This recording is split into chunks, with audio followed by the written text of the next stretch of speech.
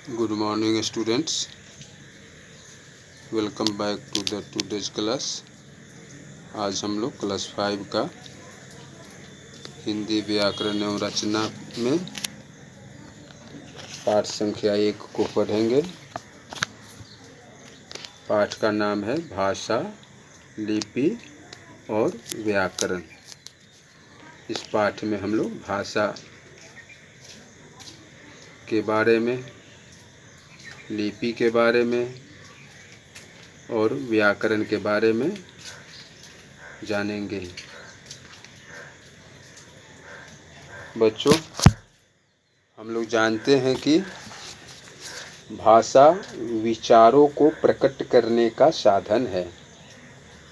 भाषा के दो रूप हैं, कथित रूप और लिखित रूप। विचारों को बोलकर प्रकट करना भाषा का कथित रूप कहलाता है। कथित रूप में ध्वनियों का प्रयोग किया जाता है। भाषा के क्षेत्रीय रूप को हम बोली कहते हैं। भाषा के शुद्ध व अशुद्ध रूप का ज्ञान कराने वाले शास्त्र का नाम व्याकरण है। व्याकरण के 3 विभाग हैं, जैसे वर्ण विचार, शब्द विचार और वाक्य विचार। तो बच्चों, आइए हम लोग अब इस पाठ को पढ़ेंगे, समझेंगे। चलिए फिर से मैं बोल देता हूँ। पाठ का नाम है भाषा, लिपि और व्याकरण। तो मैं रीडिंग कर रहा हूँ, आप लोग देखिए, सुनिए और समझिए।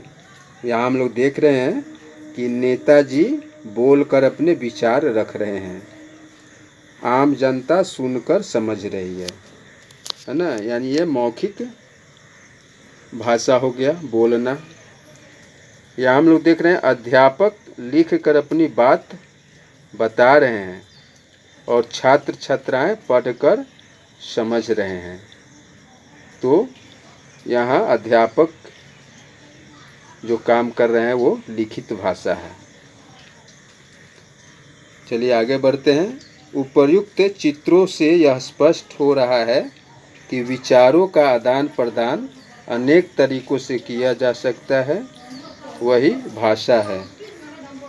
भाषा वह साधन व माध्यम है जिसके द्वारा बोलकर अथवा लिखकर अपने विचार दूसरों तक पहुँचाए जा सकते हैं तथा दूसरों के विचार सुनकर अथवा पढ़कर समझे जा सकते हैं। पशु पक्षी विभिन्न प्रकार की ध्वनियाँ निकालकर आपस में बातें करते हैं, किंतु उनकी ध्वनियों को हम भाषा नहीं कह सकते हैं। भाषा की परिभाषा, डिफिनिशन ऑफ लैंग्वेज। भाषा वह माध्यम है जिसके द्वारा हम अपने मन के भावों को प्रकट करते हैं और दूसरे के मन के भावों को समझते हैं।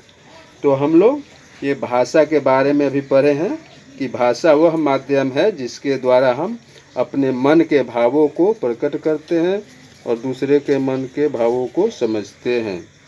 कभी कभी हम संकेतों के माध्यम से भी अपनी बातें दूसरों को बताते हैं, इसे सांकेतिक भाषा कहते हैं, लेकिन यह भाषा की श्रेणी में नहीं आती। Okay, understood.